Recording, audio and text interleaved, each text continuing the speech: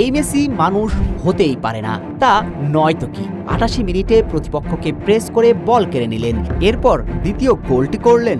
এমন ভয়ঙ্কর মেসি তো কাতারেও ছিলেন না। প্রশ্ন জাগে ১৯৮৬ বিশ্বকাপের মারাদোনা যেন আবারও ফিরেছেন, দলকে একাই টানছেন।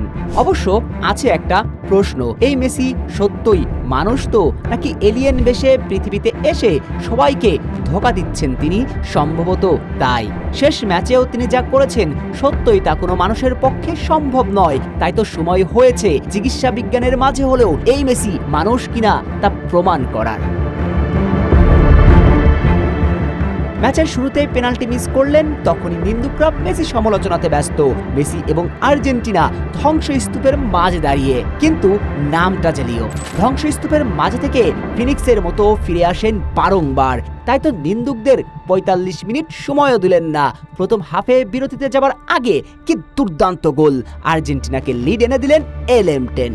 দ্বিতীয় হাফে ফিরে এসে শুরু থেকেই আর্জেন্টিনাকে অস্ট্রিয়া চেপে ধরে রেখেছে, বারবার আক্রমণে স্কালোনির দুর্গ নাড়িয়েছে। ঠিক সেই মুহূর্তগুলোতে একেবারে নিচে এসে লিওনেল মেসি সামলাচ্ছিলেন নিজেদের দুর্গ, মধ্যমাঠে বিল্ড আপ করে খেলা তৈরি করেছেন।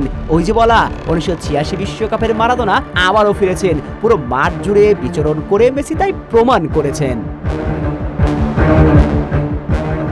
কে বলে এই মেসি অস্তিমে যাওয়া শেষ বিকেলের সূর্য? কে বলে তার বয়সটা ৩৯? তার খেলার মাঝে বিন্দুমাত্র তার লেশ নেই। তিনি যেন আরো সতেজ, তরতাজা, একেবারে পেপ গার্দিওলার বার্সেলোনার সেই মেসিয়া মেসি। তাই তো বলা এই মেসি মানুষ হতেই পারে না।